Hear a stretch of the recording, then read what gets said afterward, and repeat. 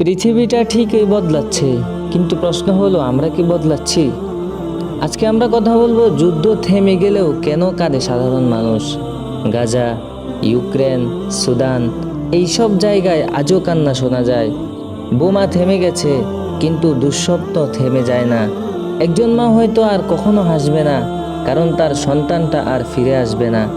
একজন বাবা হয়তো নিজের ভাঙ্গা ঘরের দিকে চেয়ে ভাবে, তাহলে এই জীবনটা কি কেবল বেঁচে থাকার যুদ্ধ? বিশ্ব রাজনীতি এক কঠিন খেলাঘর ভাই। বড় বড় শক্তিধর রাষ্ট্রগুলো হাত মেলাতে ব্যস্ত, আর ক্ষুদ্র জাতিগুলো ভেঙে পড়ে গেছে।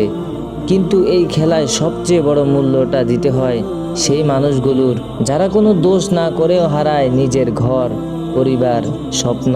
আমরা যারা এখনো নিরাপদে আছি, আমাদের কি করণীয়? শুধু চোখে পানি এনে চুপ থাকা নয়, বরং শিক্ষা নেওয়া এই যুদ্ধ থেকে, এই ভাঙ্গা পরিবার থেকে, এই কান্না থেকে।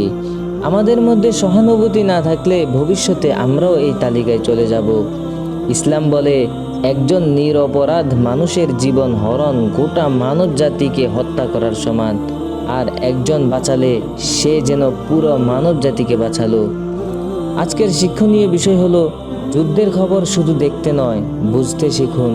মানবতার পক্ষে থাকুন, রাজনীতি নয়।